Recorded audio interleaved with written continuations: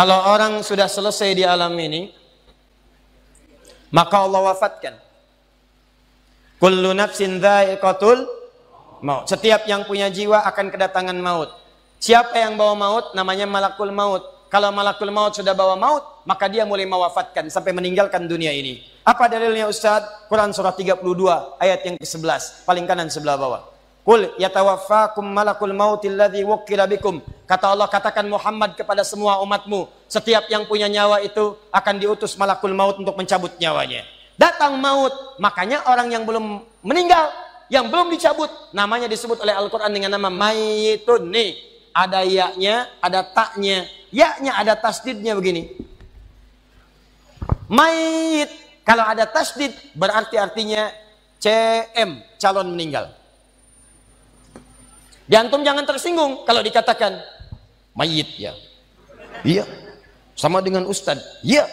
Innaka mayyitun wa innakum mayyitun. Engkau mayit, mereka pun mayit. Engkau akan wafat, mereka pun wafat.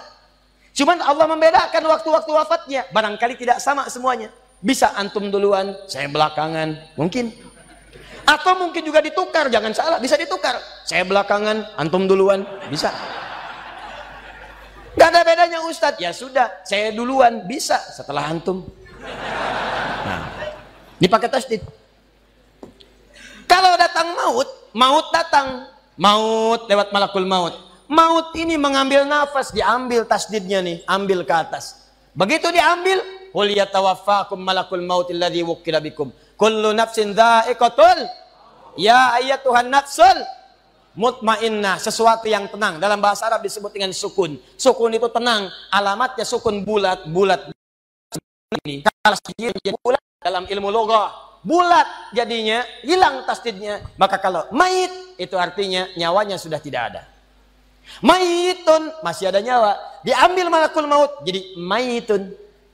Nih, alam kubur. Begitu pindah ke sini, datang malakul maut, dicabut nyawanya, maka diwafatkan, ditinggalkan dunia ini. Maka orang mengatakan telah meninggal dunia. Artinya apa? Ditinggalkan dunianya. Lihat sini, fokus.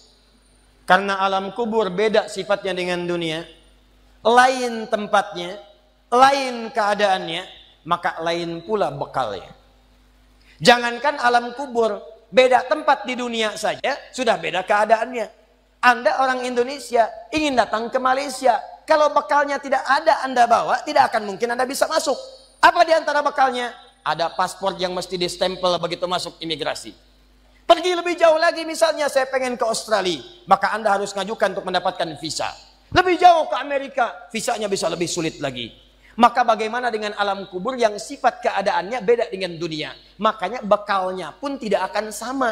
Jadi kalau Anda cuma mengumpulkan bekal dunia, maka semua bekal itu akan ditinggalkan saat di dunia. Maka orang mengatakan meninggal dunia, maksudnya meninggalkan dunia dengan semua bekalnya.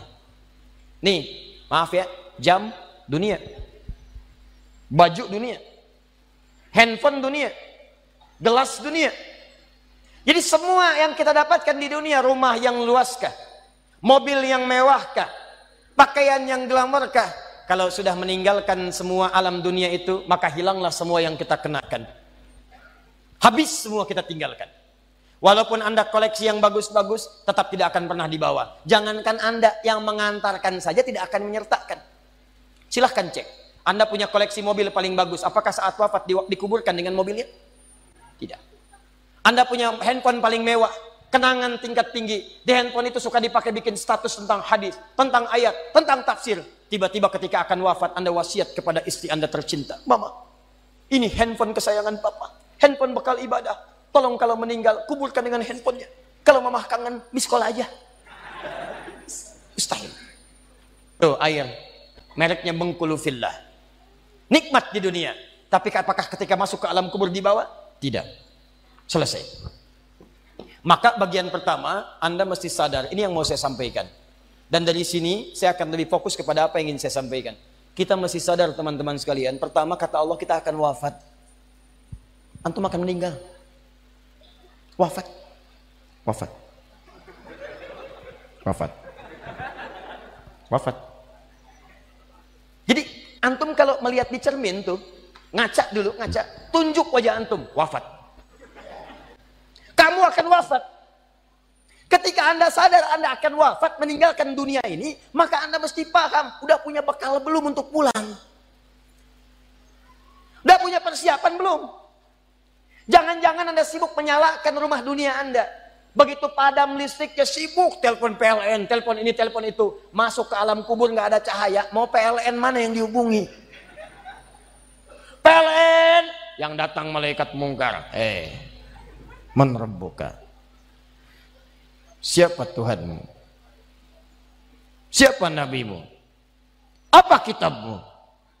PLN. Gelap. Gelap dan gelap. Karena itu orang-orang yang tidak siap dengan kehidupan berikutnya, maka mohon maaf, dia akan merasa ketakutan ketika meninggalkan dunia ini. Bahkan ada yang saking takutnya, malaikat langsung bergerak untuk memaksa dia cepat meninggalkan tubuh dunianya. Muncul Quran surah ke-8 ayat ke-50. Kata malaikat, akhriju anfusakum. Kamu ini susah banget pulangnya, maka dipukulin oleh malaikat. Pukul, pukul, pukul, pukul. Teman-teman, karena alam kubur itu bekalnya bukan bekal dunia, maka Anda tidak akan pernah bisa membawa cahaya dunia ke alam kubur. Maka saya ajak Anda pada malam hari ini, coba ayo kita berubah. Tolong pikir baik-baik, tidak akan ada yang abadi. Dan besok pun belum tentu hidup. Demi Allah saya katakan, Allah bisa mewafatkan kita pada malam hari ini. Saya cuma mau tanya sebentar aja merenungkan. Tolong tanya pertanyaan saya ini, tanyakan pada diri Anda sebelum tidur. Kalau Allah wafatkan Anda pada malam ini, sudah siapkan Anda dengan bekal pulang Anda kepada Allah? Karena itu hukum mengatakan orang yang tidak punya bekal maka dia tidak siap untuk mudik. Tuh lihat Ramadan tuh. Ntar sebentar lagi tersisa tinggal 2-3 bulan ke depan datang bulan Ramadan. Begitu di ujung Ramadan orang semua siap-siap mudik. Demi Allah saya katakan, saya pernah mengadakan survei kecil-kecilan. Saya tanyakan pada sementara orang yang tidak mudik. Saya tanya kenapa nggak mudik? Ustadz nggak ada bekal. Dunia saja tidak punya bekal, malu mudik. Tidak punya bekal, susah mudik. Tapi yang punya bekal, oh dia nyari sebanyak-banyaknya. Begitu sebelum berangkat, tiba waktunya raya, dia siapkan. Bahkan ada yang kemudian mencari motor terbaik. Motornya Honda bebek, bekalnya singa. Motornya bebek, bekalnya singa. Karena bekalnya lebih banyak dibandingkan dengan sifat kendaraannya. Kendaraan kecil, motornya modifikasi. Tambah lagi pelepah pisang. Tambah lagi dus 1. Tambah belakang yang lain lagi. Numpuk semua di belakangnya. Dituliskan kemudian tulisan, aku pulang sayang, jemput ya. Masya Allah. Luar biasa. Kenapa? Karena tahu dia punya bekal untuk pulang. Dan yang dikunjungi pun dihubungi terlebih dahulu. Aku mau pulang. Maka yang di sana menyiapkan segala perlengkapan untuk menyambut yang pulang. Silahkan cek. Begitu tahu akan ada yang pulang mudik, maka rumah dicet. Makanan diada-adakan. Semua dimunculkan. Bahkan yang tidak ada pun menjadi ada. Cuma setahun sekali. Luarnya kongwan, dalamnya rangginang. Idul Fitri. Anda pun begitu.